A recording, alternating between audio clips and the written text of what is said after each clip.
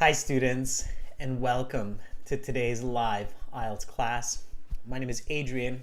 I'm streaming to you from beautiful Victoria here in Western Canada. I hope that everybody has had a good week, and I hope that you are looking forward to a fantastic weekend. Welcome Harman, welcome Ramanpreet. Hi Scatman, good to see many of our subscribers in the class.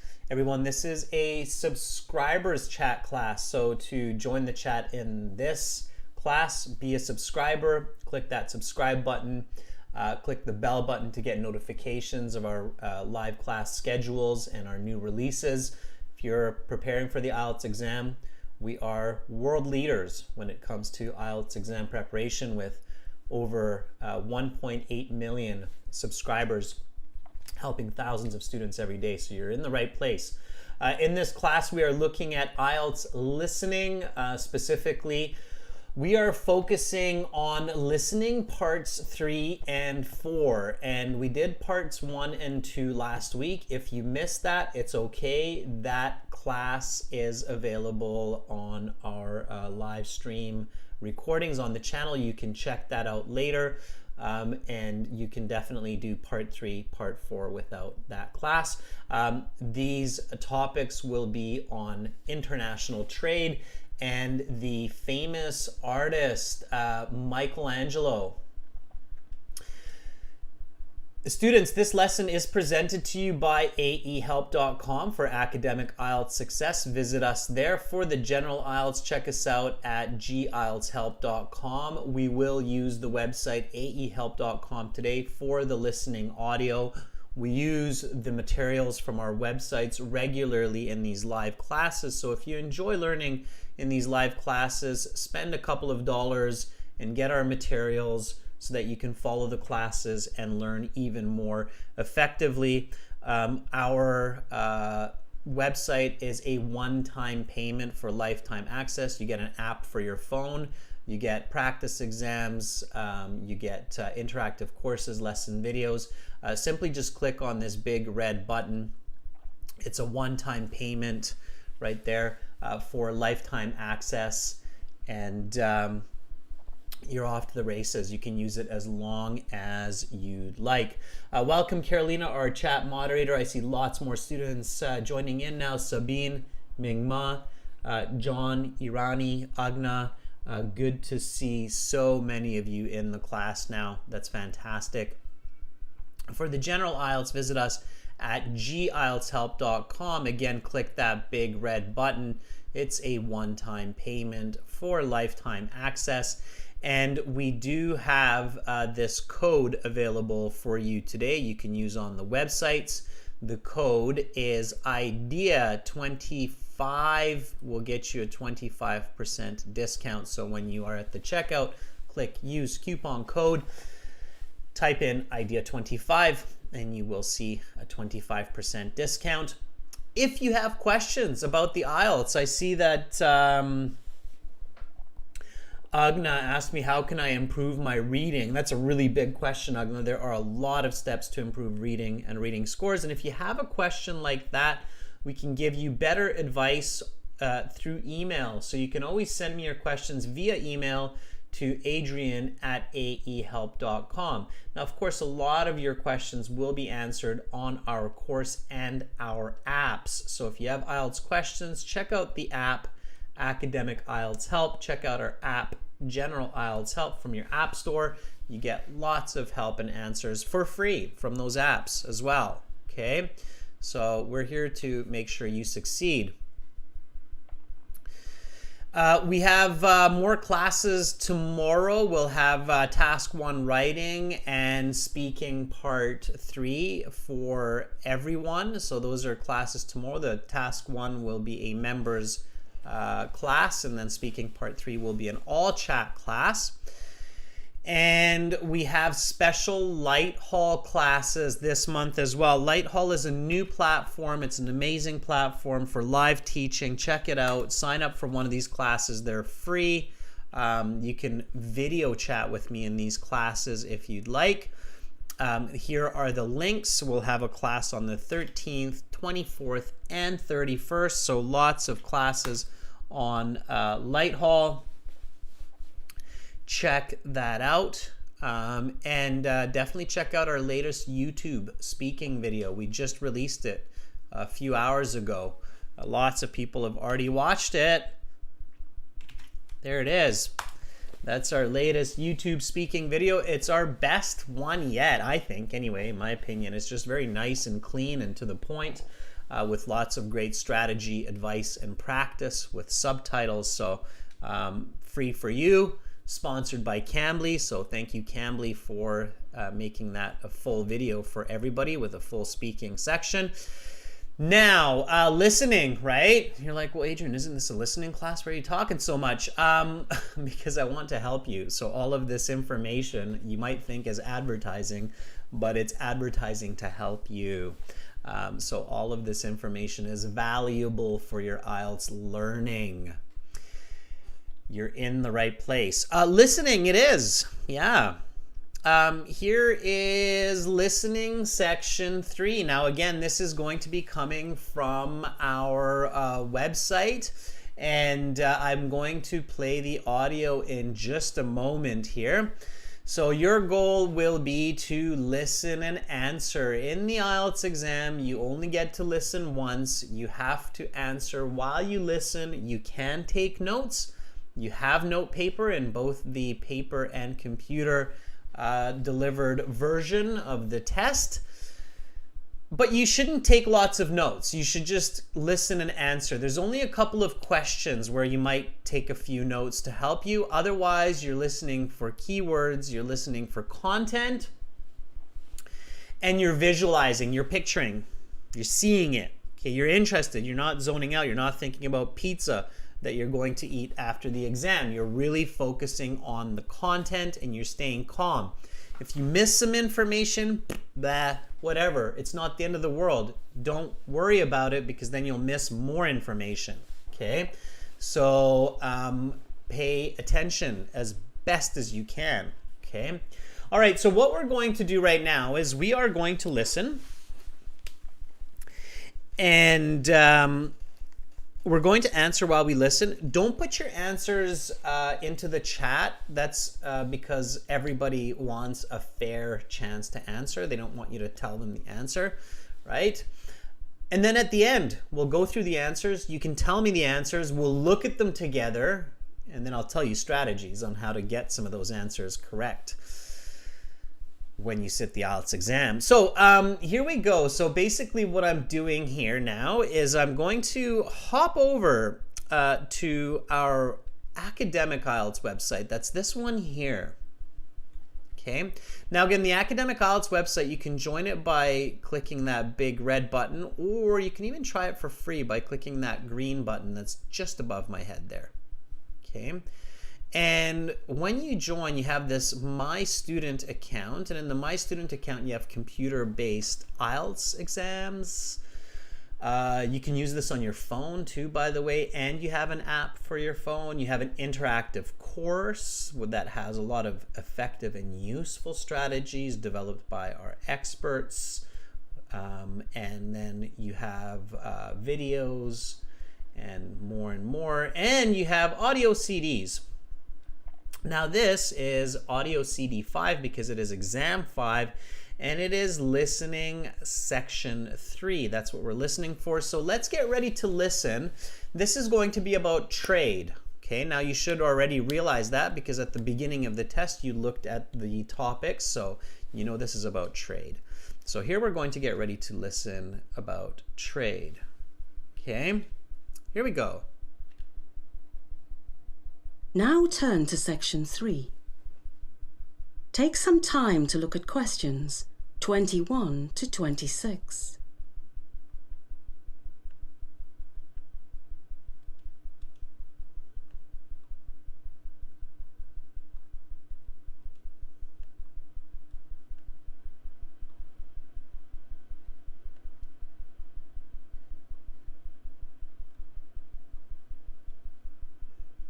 Listening, section 3.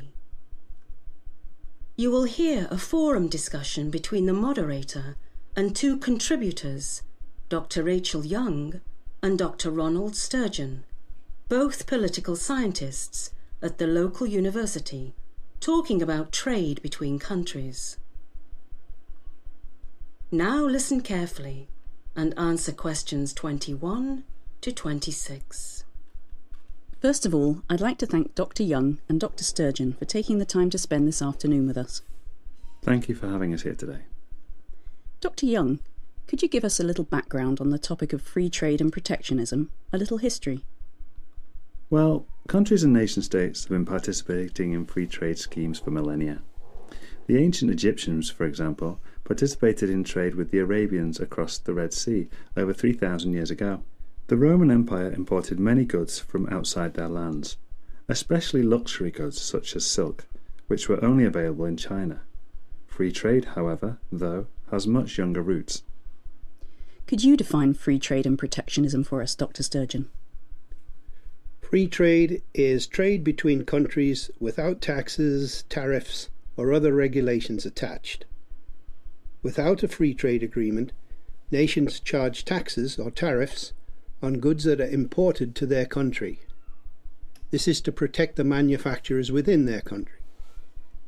If country A, for example, produces a product for a 20% higher cost than country B, country A is likely to impose a tariff on the importation of country B's cheaper product into country A.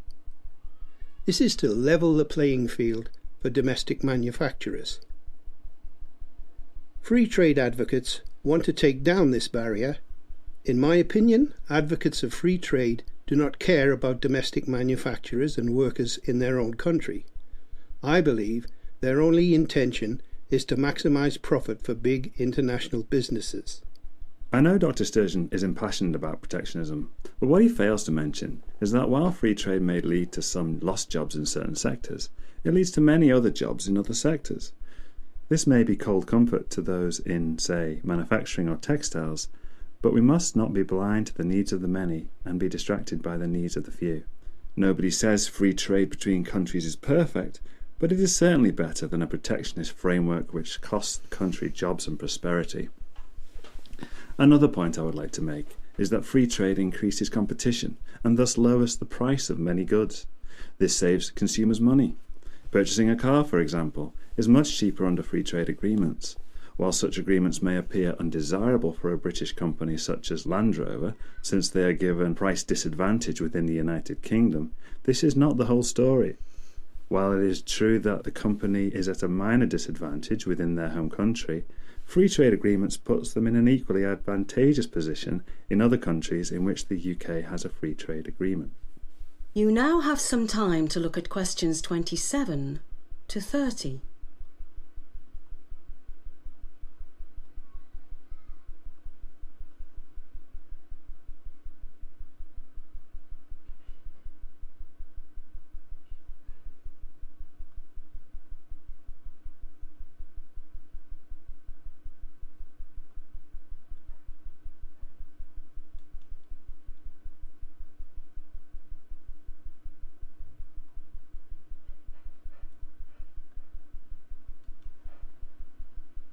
Now listen to the rest of the discussion and answer questions 27 to 30. This is a very interesting discussion. Dr. Sturgeon, from reading some of your work, I know you have some ethical concerns about free trade. Yes, I have a number of ethical concerns. First and foremost, free trade agreements incentivize highly unethical sweatshops.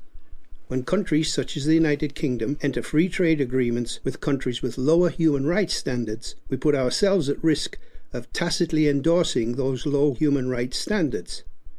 Is the ability to wear slightly cheaper clothing really worth selling out on one of our most basic beliefs, that people should be treated with respect?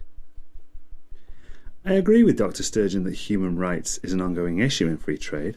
Certain incidents, such as sweatshops collapsing and killing dozens of workers, have highlighted this issue in the media and public discourse, but these are isolated incidents. Hardly. These are not isolated at all. And even if such horrible incidents were rare, does it make the conditions those workers work in permissible? Do we excuse horrible working conditions as long as the workers don't die? That's an incredibly low bar, and one I believe we must implore companies and governments to raise. Okay, let's move on. Dr. Young, do you believe free trade betters the life of the average British citizen? Absolutely. I believe free trade agreements make us more prosperous as a society. While not perfect, I truly believe pursuing free trade agreements is a positive step in making our world a better place. Of course, I disagree. While I do not doubt that more wealth comes into our country as a result of free trade agreements, I believe this money never improves the life of the average citizen. The rich get richer and the middle class workers get laid off. Not to mention the ethical issues I have with this. That is the end of section 3. You will now have half a minute to check your answers. All right, students, and in that half minute, check your answers. It's very important. I'm just going to stop the audio on our website here, and then we will take a look at the questions and we'll talk a little bit of strategy, okay? And I will highlight a few interesting points for you as well. So, first of all, as we were doing this, notice how what I did was I looked at some of the key information in each question. So I knew what I would be listening for, okay? Now, I do not recommend circling or underlining in your real exam. In the real exam, just pay attention to the key information. Don't circle, don't underline. Why do I say that? Why do you think that I tell you not to circle or underline? And at home, you can, but not in the real exam. Why is that? So at home, you can highlight, circle, whatever you do. Some people do this, some people do that, circle or underline key information that you predict you will hear. But in the real exam, you should not do this. Just look with your eyes.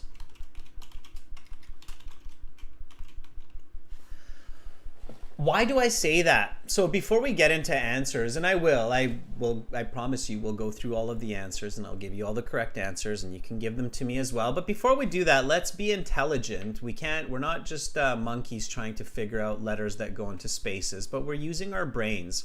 And to do that, we want to be critical thinkers. So we want to think about why we're taking certain steps, what we're doing, how we're doing it.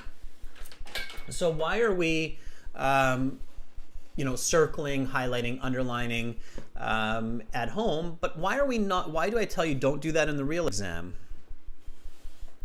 Okay, Amu says it can create confusion. Yeah, I agree with you, Amu. Simply put, but elegant, Amu. It can create confusion. So in the real exam, if you circle answers, if I shouldn't say answers, if you circle keywords, this can divert your attention from the actual important information and you will miss it. Okay? At home, if you miss it, you can check and see the reason you circled the wrong information.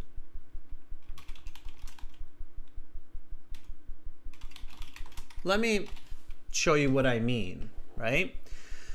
So let's say that you're like me, you're like, okay, this first question, how long ago? And you're highlighting this part here and you're really focusing, or you're circling this part. Let's put a circle around it. You're like, okay, it was how long ago? This is important here. But let's say that that's not actually what's important, and that's not what the audio really uses or emphasizes. Let's say that it uses this instead, first record of trade, right? But because you put a circle around this, you're now not paying attention to that, and you're really just listening to this. And suddenly, they say that the original record of trade between countries was, and you completely miss it because you're thinking of like how long ago. Now you're confused and you're like, when did they say that answer? I don't know. And it's gone, right? Because you're focusing on the wrong part of the question. So in the real exam, you don't want to highlight any part of your sentences. You just want to keep an open mind while kind of focusing on the parts that you think are important. Okay?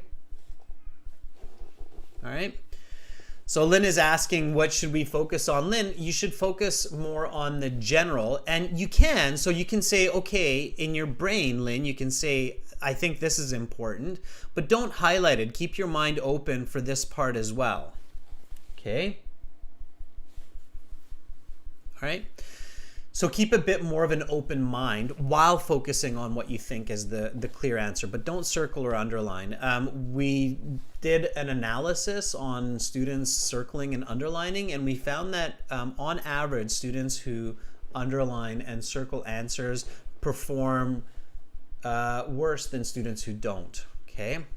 So keep that in mind. If you're like, well, Adrian, I'm not sure, like what's going on here. Keep this in mind. You can look it up. Okay? So statistics show that students who circle keywords tend to get lower scores on average than those who don't. Okay, so keep that in mind.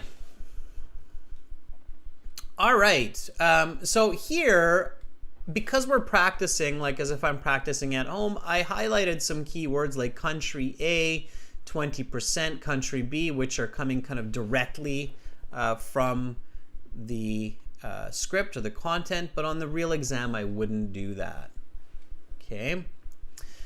Okay, so let's take a look at this question number 21. How long ago was the first record of trade between nations? And again, you have to master listening for content. So how long ago? And here it says no more than one word. Be really careful about that, okay? Sam says 3,000. Arani says 3,000. Amu says 3,000, and you got it. It is. It's 3,000. Okay? So here it's just a number, 3,000. Okay, if you got 3,000, good for you. You're on the right track. Now, in the Ielts, the answers sometimes come quickly, one after the next. Sometimes they come slowly. And here, the next question didn't come for some time. So the people were talking for a little while before they actually got to modern day free trade and protectionism. So you have two professors. They're arguing two types of trade. One is free trade, where countries do not pay taxes on their exports, imports. And the other one is protectionism, where obviously an importing country has to pay a tax. Okay? Tommy, yes, you have to listen and give the answer at the same time. Absolutely. So here, I was carefully listening for this content, country A and country B and 20%, because as soon as I hear that, I know that my answers will be coming for these next parts. Okay?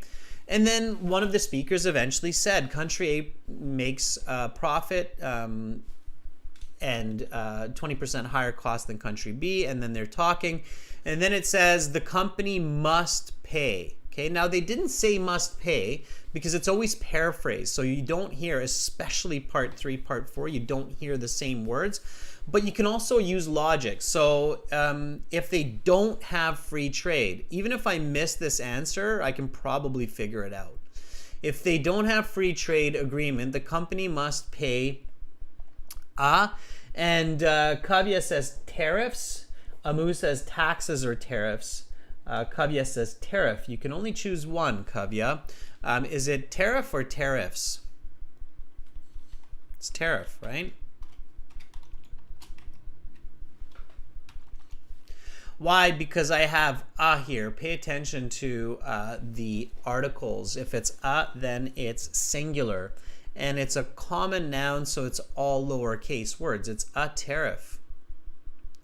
If you write tariffs, plural, you'll get it wrong. Okay? Pay attention to the a. So the company must pay a tariff to import the product. One product, one tariff.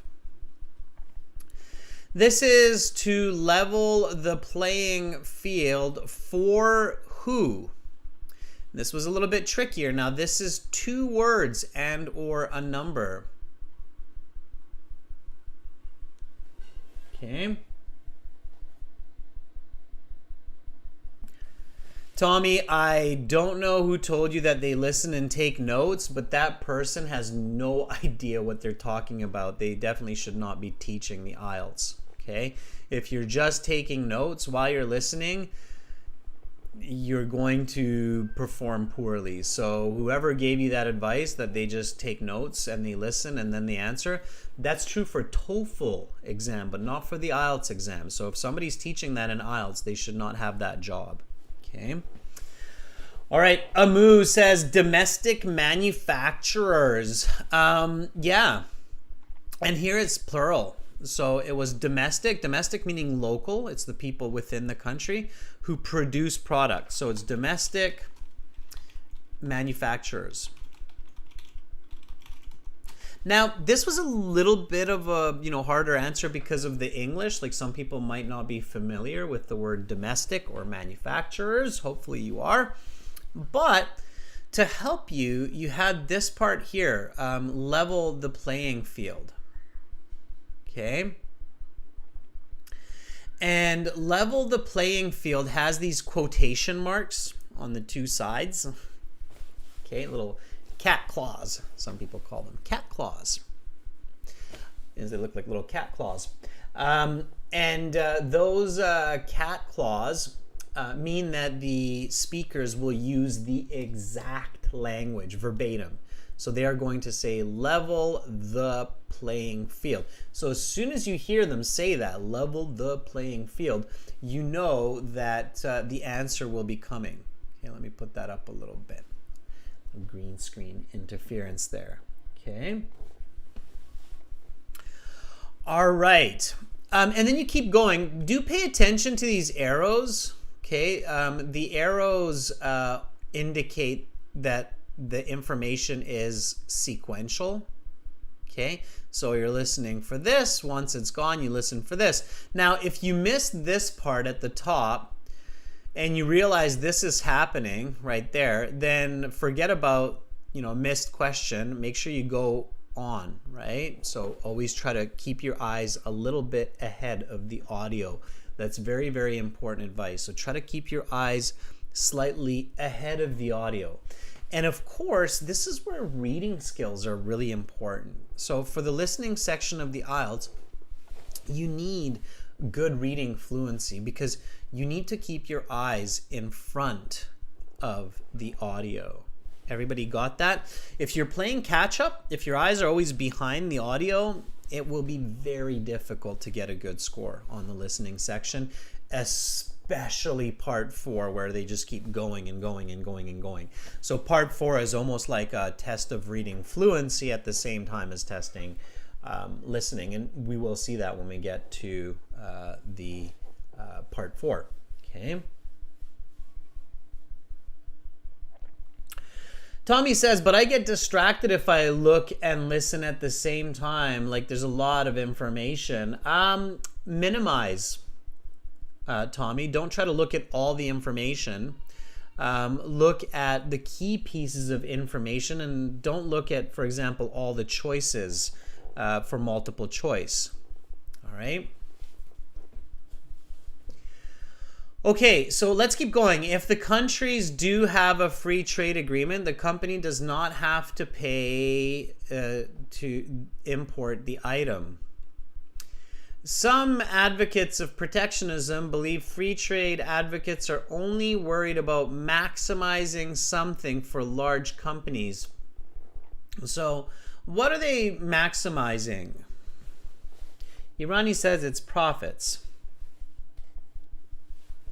Yeah, so increasing profits, right? Companies, corporations, maximizing profits. Absolutely. And here you need a plural. Ideally, it's profits. And worried about, they didn't say worried about, they said concerned about. So again, paraphrasing. Okay. Now, do keep in mind, students, this is part 3. Part 3, they're looking for a higher band. They're looking for band 7, 8, 9. So if you're making more mistakes, it's not the end of the world. You just need to work on reading, comprehension, paraphrasing, building your vocabulary. Okay? All right. So 24 is profits. Yeah, Tommy, so multiple choice is where you take notes. Okay, not every question, but multiple choice is where you take notes. And I'll show you that because we will get there. Okay, so notes are useful for some questions, but not for the whole listening. So you have to be selective in your note taking, and we'll talk about that in one moment. All right, so here, no more than 3 words and or a number. 25. Some people will lose their jobs under free trade agreements, but we must emphasize the needs of the something and not be sidetracked by the needs of the. Well, we say this in many languages, many and few, right? So we can't make everybody happy. Our goal is to make most people happy. And that makes sense. Again, logic will help you to solve a lot of these answers. Okay. All right. So it's many, few. Here, notice that it's the opposite of what they said in the audio. So in the audio, I believe the man says, we must not be sidetracked by the needs of the few and focus on the needs of the many. When I took the Ielts exam last time, there was a question exactly like this where, and it was in the reading actually, not in the listening, where they had this 2-part answer and it was like something very similar, like many and few, and they did the same kind of trick where they reversed the order. So instead of few first, it was many first and then few after. So they changed the order. So be really careful of the content. The order is important for this type of question. In the paper-based exam, okay, you have to put it in the correct order. In the computer-based exam, you're probably dragging and dropping. So of course the order matters. And in the paper-based exam, you would have a space like this for question 25. Okay, and then you have to make sure that you put many first, and then comma, and then few second. If you do it the opposite way, they'll mark it wrong. So be really, really, really, really careful with that. Okay, thumbs up. Yeah, it's an easy mark as long as you don't mess it up. All right.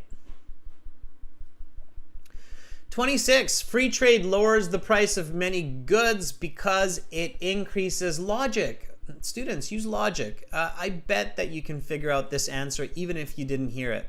Okay? So logic is your friend. If there's free trade and you don't have to learn economics, some people are like, but I don't learn economics. You don't need economics to answer this. Free trade lowers the price of many goods. If you have lower prices, you have companies coming in, Samsung, Apple, Hewlett-Packard, Dell. You've got all these different options and the prices are lower and lower. It's increasing. Sam says, of course, it's going to be competition. Roshni agrees. Kavya also agrees. I also agree. And every economist and person who's dealt a little bit with looking at their market and looking at how companies compete know that free trade increases competition. Price lowering prices increases competition. It's logical, right? So it increases competition. If you wrote the competition, it's fine. Competition is the main idea here. So all is good as long as you got the word competition in there. Okay.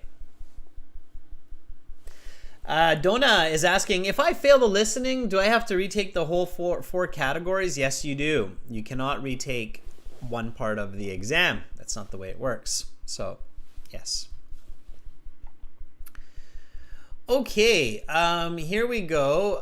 Write no more than one word.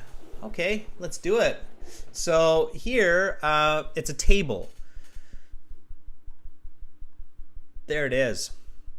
It's a little bit dark, the lines, but you can see that this is a table indeed. And the tables have titles. They have headings. Cause and effect. So you're listening for words like because, since, therefore. Okay? So, therefore, because, since. You're listening for these connectives because it's cause and effect. So it makes sense that you're listening for cause and effect connectives, right? Of course, that's logical. So pay attention. Enter into free trade agreements. Therefore, they jeopardize human rights standards. Okay, so free trade agreements, it encourages companies to really compete and create some very bad working conditions for people to keep their prices down. And some of those really bad working conditions are sweatshops. Sweatshops, they're a very sad part of global society. Everybody knows what sweatshops are? Anybody knows what a sweatshop is? Unfortunately, sweatshops exist in many different parts of the world. Sweatshops are basically large factories where many people are working in close conditions with no air conditioning, no proper ventilation, not enough windows. They're working way too many hours, like 10-12 hours, and they're being pushed to work. That is a sweatshop. The reason why they're called sweatshops is because the people are sweating. It's very hot and they're overworked, so they're sweating, and that's why it's called a sweatshop. Okay, teaching you a little bit of vocabulary there. Okay, so a sweatshop is a place where people are working too hard for too long with no air, no ventilation, and it's unethical. And why? It's so that they can create products at a very low cost. All right, so that's why it's called a sweatshop. If you didn't know that word, now you do. All right, so sweatshops, the conditions are highlighted in and Kavya and many others are saying it's the media, highlighted in the media. Yeah, the news, right? So you see this on the news. I guess it depends on the country, but in many countries they show this company is producing shoes in sweatshops and t-shirts in sweatshops. It's just not right. So the correct answer here is highlighted in the media, in the news.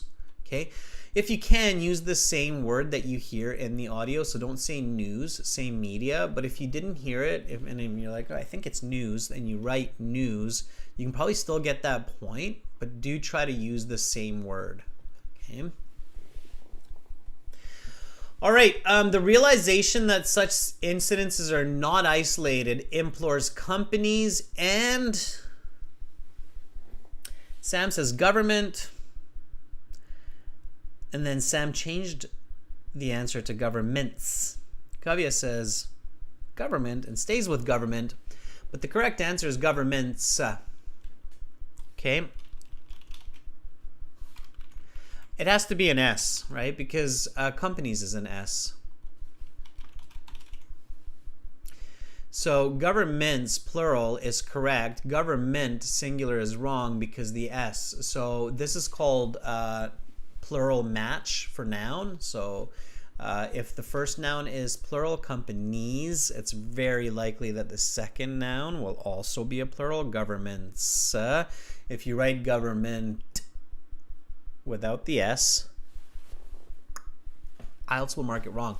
It is wrong. Technically, it's wrong. It's wrong in the language. Okay, so you have to use governments.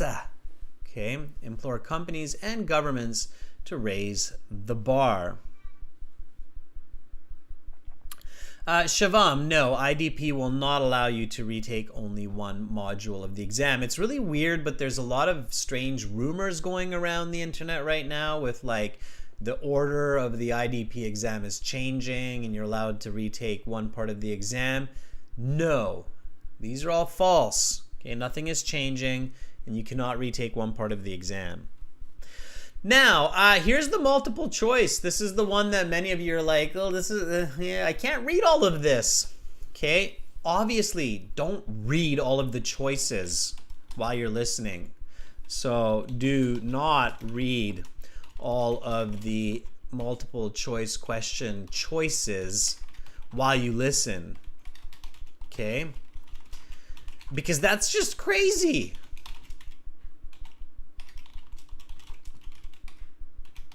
And confusing. This is where you want to take notes, okay? Multiple choice questions are the one rare type of question where you should take notes. And there's a few different types of multiple choice questions. There's the multiple choice question. That one especially you want to take some notes. So the correct way to solve multiple choice questions is focus on the question and take notes for the answer. Okay, then match your notes with the correct answer. Okay.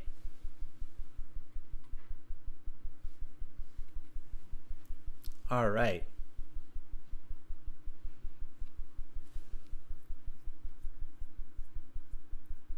Okay. So, here we go. Kavya, don't spam with the answer. It's not necessary. Stop hitting B and enter. Just let your fingers rest a little bit. It's good for everybody. It's good for your fingers. I see the answers. I'm looking at the chat all the time. Once is enough. I'll share the answer anyway. Focus on the strategy. Okay, this is one of the mistakes a lot of candidates make when they're practicing for the IELTS, is they're so concerned with the right answer that they don't focus enough on practicing and paying attention to strategies, paying attention to feedback, and then they go to the real exam and they're not getting some of those answers and they don't know what they're doing. They don't know what they're missing, right? So you have to pay attention to that, right? And here, I was looking at the question, so I was focusing on the question here. What is Dr. Young's main point in advocating for free trade? So it means, what is Dr. Young's main point for saying like free trade is good, right? And I took some notes here. He kind of said something like, it's not perfect, but it's the best way, or it's the right way to do it. Okay, so he gave this kind of information. And now, even if I didn't answer it while I was listening, I can answer this later in the test as well. So even if because here we have a lot of information, right? So if I don't have time to read all of this, I can just leave this and I can come back to it even later, even at the end when I get a few minutes to transfer the answers to the answer sheet, or in the computer-based, I get a few minutes to review my answers. I can check then.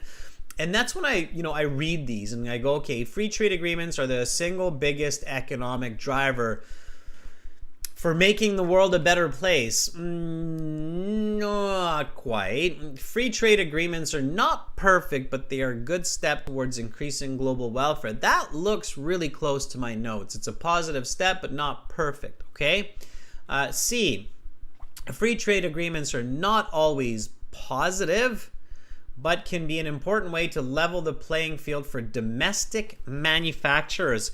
And here I'm like, oh, okay, he didn't say that, But domestic manufacturers, that's the word that I needed for one of those answers where I didn't really hear what they were talking about, but I got that it was something like that.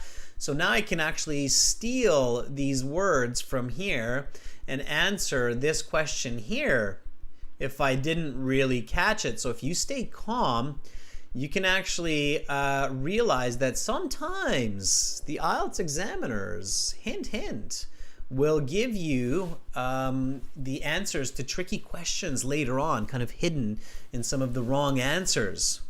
Okay, anybody ever see that when you're practicing your IELTS exam or when you did your real exam, that there was a really tricky answer, you couldn't really quite catch the words, it was maybe new vocabulary, but you're like, I'm pretty sure that was the answer, and then you were really paying attention and you're like, oh, hey, wait a second, that was it, that's what they said for that question. And then bada bing, bada bam, you go back and you enter domestic manufacturers for 23, and then you're like, okay, I just picked up that clever point by really, really paying attention. Amu says yes, and Dilip Lohar says, yeah, a few times. IELTS rewards candidates who are using their thinking caps, their thinking helmets in the exam. Okay, so put on that thinking helmet and pay attention. IELTS does not reward those candidates who are just trying to be like robots listening for keywords and tick, tick, tick, tick, tick matching. Okay, so use your human brain. That's why, by the way, IELTS became the most popular exam, because it's the most human language exam. Okay. Sam says, yeah, it's only possible if you pay full attention. Absolutely. That's why you have to pay full attention. Definitely. I think that's kind of what I started this lesson with. So you're right. And Kavya says yes. Okay. All right. So the very last question, same multiple choice. I'm just listening for the answer only. So what is Dr. Sturgeon's main point in advocating for protectionism? So this is the other professor, and they're arguing for no free trade. I didn't really hear him say why that's good, but I heard him say that free trade makes the rich get richer and the middle class lose jobs. So that's why we should have protectionism, because I guess protectionism helps the middle class to keep their jobs.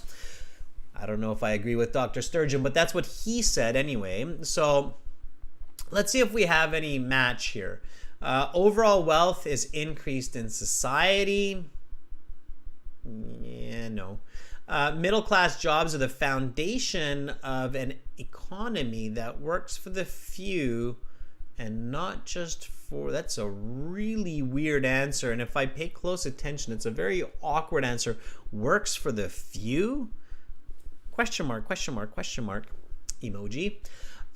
C, free trade agreements are bad because they concentrate wealth in the hands of a few elite. The rich get richer. Yeah, that makes sense. Okay, then let's go with C. It's the closest match. Here it was B.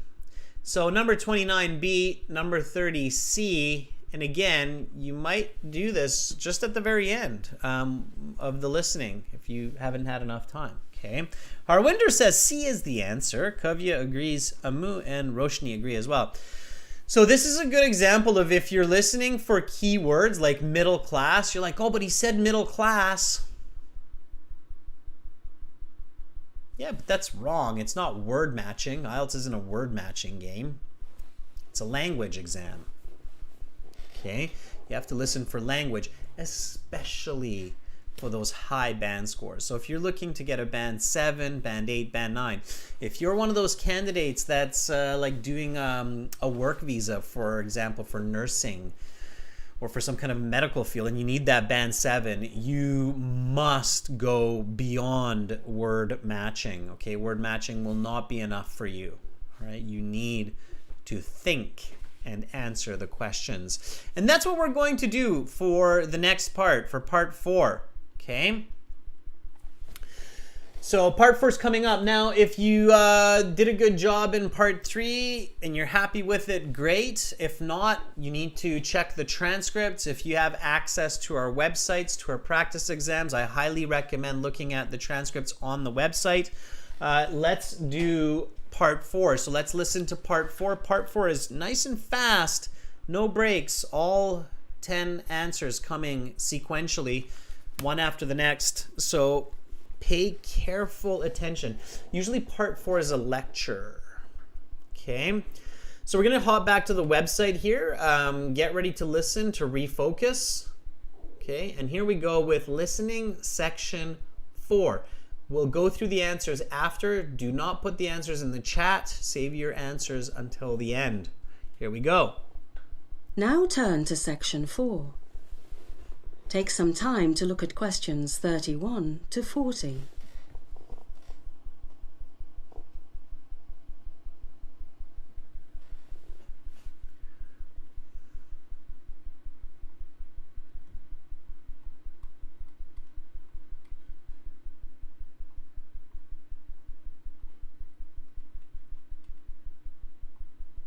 Listening section 4. You will hear a university lecture on the famous artist Michelangelo. Now listen carefully and answer questions 31 to 40. Good to see you all. As you know, we're having an exam a week from today. Material from today's class will be included on the exam, but material from the final 2 classes of the week will not be included. I hope this will give you an opportunity to revise enough to perform well on the exam. With that administrative business out of the way, I'd like to begin today's lecture on the lesser-known works and endeavors of the famous Italian Renaissance artist Michelangelo. While Michelangelo is best known for his painting of the ceiling of the Sistine Chapel, he was also the creator of a number of other highly respected works.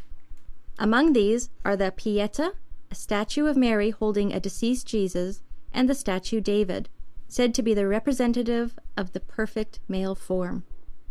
But Michelangelo was not just a painter and a sculptor. One of his crowning achievements is St. Peter's Basilica, a project he was lead architect on for the 17 years preceding his death in 1564.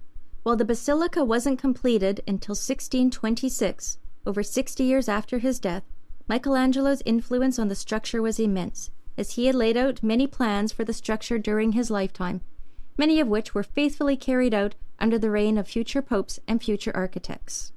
Michelangelo's fingerprints are all over modern Rome, and especially what is today Vatican City.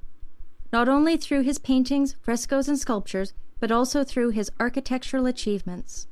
In addition to his influence on St. Peter's Basilica, Michelangelo also redesigned the famous Capitoline Hill area of Rome, and designed many chapels within the walls of the Vatican. Michelangelo was also tasked with a number of pet projects over the years. These projects were not one that the man himself wanted to undertake, but was compelled to because of monetary considerations or simply loyalty to the Pope. For example, when Pope Julius II ordered him to construct a 3 times life-size bronze statue of the Pope, Michelangelo had no choice but to accept. The project took up more than 2 years of his life, and 4 years after its completion, the work was unceremoniously melted down to construct cannons. Additionally, the conditions under which he was made to work were often sorely substandard. For years, he lived and worked with 4 other men in a cramped apartment with little to no privacy and no room for his creative juices to flourish. It is interesting to imagine what a genius such as Michelangelo could have accomplished given reign over his own creativity. I personally believe the world is a poor place for him having not been allowed this luxury. However, on the other hand, perhaps Michelangelo's sometimes tortured life imbued his works of art with something more than just artistic genius. Although Michelangelo is a celebrated figure for his works of art and well respected for this architectural acumen, his literary works are virtually unknown to the world. He was a virtuoso of Renaissance art, celebrated in his lifetime and venerated centuries after his death, but his writings never made an impact on the society in which he lived, nor in the years since. Michelangelo was an avid writer of poetry and found that poetry was an invaluable escape from the grind of his everyday work life. especially during the year spent arduously painting the ceiling of the Sistine Chapel. Poetry provided an outlet for his frustrations, fears, beliefs, and desires. Those who want to know the real Michelangelo must go beyond his frescoes and sculptures and dig deep into his personal writings. There, one will find a rather tortured soul, harmed by years of physical, political, professional, and personal strife. That is the end of section 4. You will now have half a minute to check your answers. Always use that half minute to check the answers. You can check the answers in the answer key and in the transcripts that you can download from here on the website if you have access to the premium course. Okay, again, to access the premium course, you need to sign up for that. But good news, everyone, we'll go through the answers right now together for this one. But if you want all the other practice exams videos, definitely click that big red button to join our premium IELTS package. It's a one-time payment, lifetime access. All right, let's take a look at this. So Michelangelo, very famous Italian artist, scientist, if you will, architect. Okay, so lecture, was it art history class, I think she said at the beginning, and then she gives some instructions to the students. Now, of course, this, for those of you who plan to go to university in an English-speaking country, this is typical. It's typical kind of lecture or discussion by the professor, okay? And professors often start the class by saying, what is going to be on an exam and what won't be on the exam. Students are very curious about that. I think, yeah, let's look at this. So A, if it's on the exam, B, if it's not on the exam. These ones were kind of easier answers. So 31, material from the third class of the week, is B, it's not on the exam. That's right, Irani. So she very clearly said what should be on the exam, or what will be on the exam and what will not be on the exam. So B, use capital letters for this, okay? And material from the current class. So this material about Michelangelo, number 32, very clearly she says materials from this class will be on the exam. So these were kind of give me points, okay? Which is nice. They're nice to have, especially in part 4, that are kind of easy and you don't really have to overthink them. So for those of you who got those correct, awesome.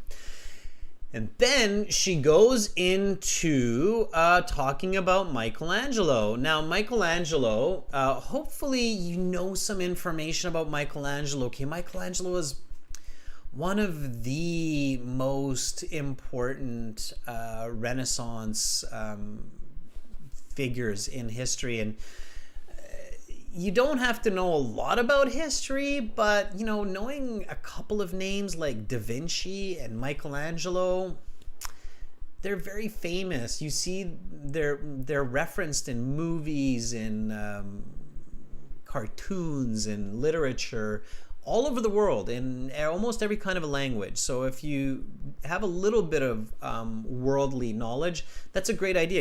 I know that some countries really internalize their knowledge, so they really focus on knowledge that's connected with their country. But on the IELTS exam, okay, definitely read up on global information as well. So for IELTS, you want to do reading on international information and history from east to west. So it doesn't just mean Europe, in this case Italy, or it doesn't just mean Canada and the US like our last class, which was a reading about the border dispute, but even Asia. So learning a little bit about the big dynasties in China, or the bigger empires in Japan, or the conflict between North-South Korea, or the history of Vietnam. So you want to have, or the Middle East, of course, as well. So how Saudi Arabia was formed as a country in the 20th century, or Africa as well, how Africa was colonized by Europeans and the different African nations that were formed. So you want to have global knowledge. South America as well, the original inhabitants, the Incas, the Aztecs, the Spanish conquests into South America, the difference of why Brazil is Portuguese and other parts of South America are Spanish speaking. So you want to know these kinds of global pieces of information, okay? And when you do that, you come across some very important famous people like Michelangelo, okay? All right, now pay attention to these subheadings like other works, okay? And you have to be quick here. You have to listen and read. This is where reading, listening, answering at the same time is tested at the highest level. Part 4 is the most challenging part of the IELTS exam for many, and you have to be quick and accurate here. So while Michelangelo is perhaps most famous for painting the Sistine Chapel, he is also famous for a number of other highly respected works, including the Pieta and the statue named what? Triduc Fum says that the statue is named David. And it is. So the answer is David, big D, it's a name. Okay, thought to symbolize male beauty. David, name, male name, capital D. Okay. Sam says the speed is higher, which I listen to YouTube. Yeah, by the way, that's a good point, Sam. So this is like the real exam. Keep this in mind. This is like the real exam. Careful, and this is an important one. Many YouTube listening examples are not like the real exam. They are slower and easier. We get this comment, Sam, from so many of our students like, I was using like practice materials from YouTube and then I got to the real exam and I was shocked. They were speaking way faster. Yeah, we make our materials to match the real exam. And you should be very careful because there's a lot of exercises, and you know, they're okay for helping you improve your listening, but you still need to use the same kind of materials as the IELTS to get the real experience, okay? Everybody got that? That's really important, okay? There are a lot of materials out there online and on YouTube that are not like the real exam, and we're always so sad when students are like in a shock when they get to the real exam. They're like, whoa, what's going on? This is way faster than YouTube, way more complicated, okay? All right, this that you just heard for part 4 is very much like the real IELTS exam. When I did my last exam for the IELTS, because I take the IELTS exam, so we know what the real exam is like. We test it with the real exam. When I took the real exam, and I got band 9 in the listening, and part 4 was about controlling insects in Australian agriculture. So farming, and it was just as fast. It was a lecture. It was about insects in farming in Australia, and it was just as fast as this. Okay. All right. So if you thought this was too fast, get ready. Real exam will be the same. Okay. Architectural achievements. So we got the first one, David, for number 33.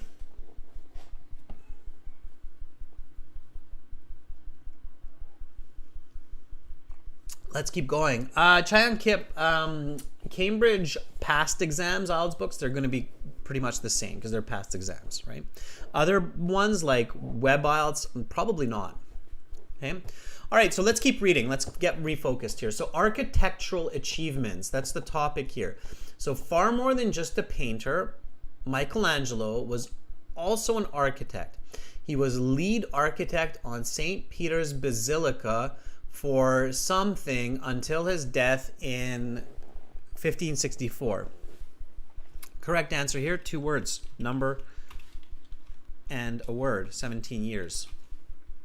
Okay, you need both of these to get it correct. If you write the word 17, yes, it's correct, but it's more challenging to write the word 17, so use the number. Okay, though the structure was not completed until 60 years after his death, his fingerprints are all over the resulting structure because future something and something faithfully carried out his designs. Future popes and architects. You have to get both of these right if you heard it. Why? Because we have the word pope right here. So you can see that it's spelt with a capital P. So if you write popes, you can write it with a capital P and with an S. You have to get architect right and the spelling right because the heading here is architectural. So you have most of the word right there, architect, right? And you just have to write an S at the end, architects. So if you're like, I don't know the spelling though, but I never write this word, it's in there. Just keep your eyes open, okay?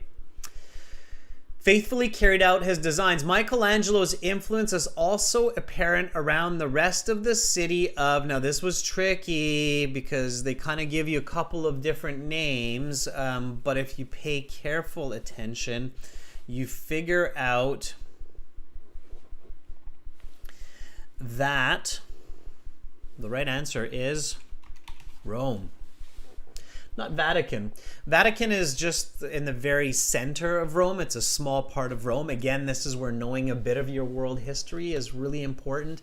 Vatican is the epicenter of the Catholic faith. It's like knowing that the Kaaba stone in Mecca is kind of an epicenter for the Muslim faith, okay?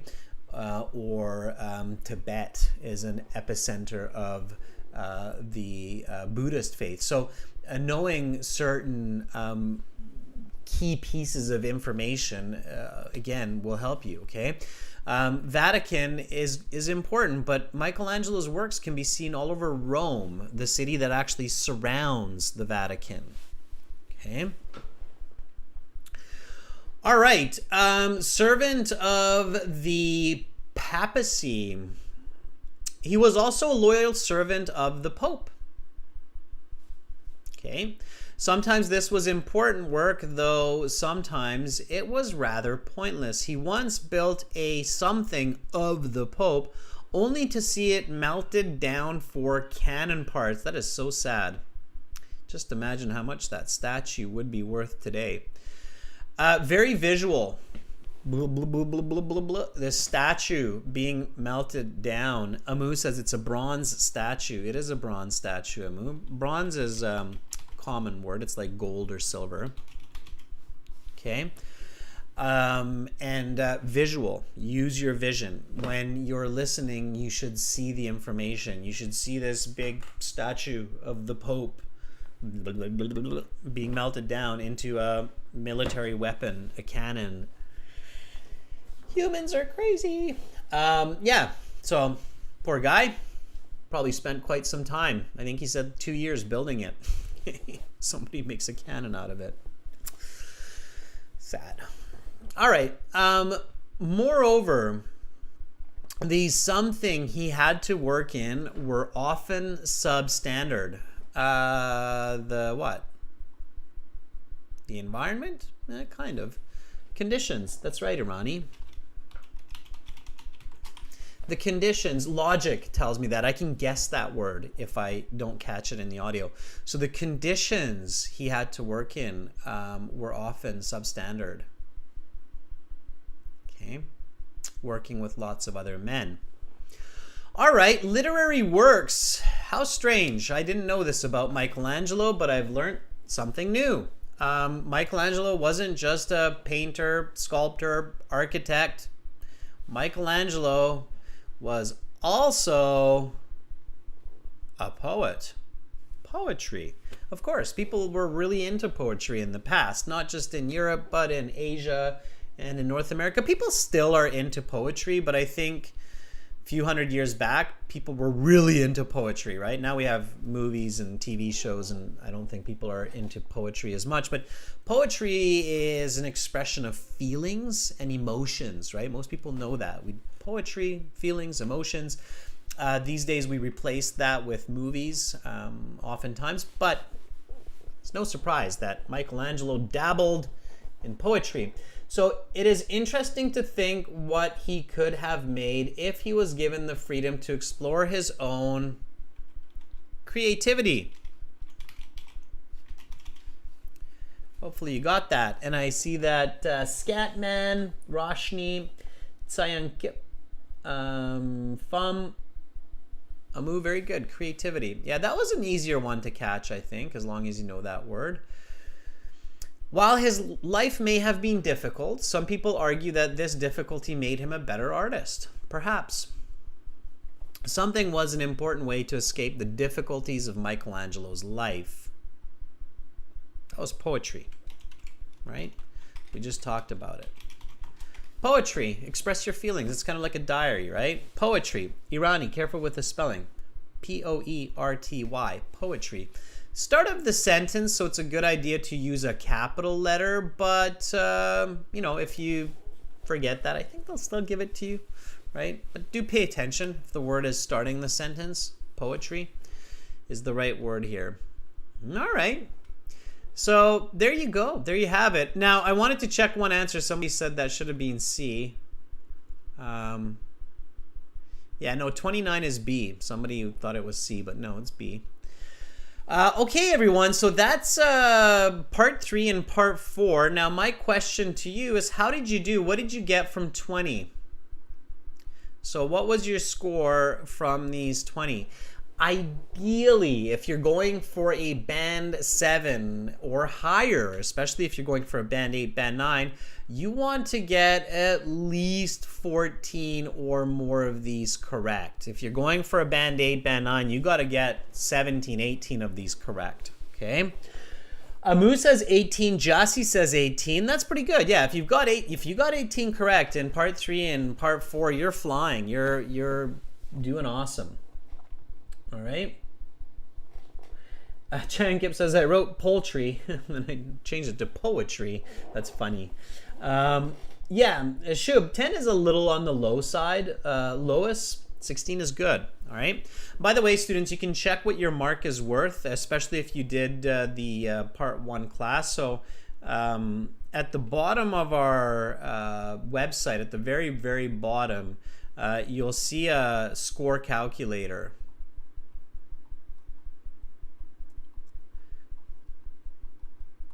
It's a kind of special link. Okay, it'll say score calculator at the very, very bottom. It's like out of the screen for you. So if you go to aehelp.com, aehelp.com, if you're not there yet, you can check out the score calculator. Click on it. Let me just show you that real quick. So click on that. Boom. And there it is, okay? Score calculator. So if I got, let me zoom in a little bit, make it a bit bigger. So let's say I got like 30, then you'll see that if you got 30, then that's a band 7, okay? You can see that above my head there, right? So you can check that out. And that score calculator is on our website as well, okay? No, the pattern of Ielts didn't change. It's a rumor. Okay. All right.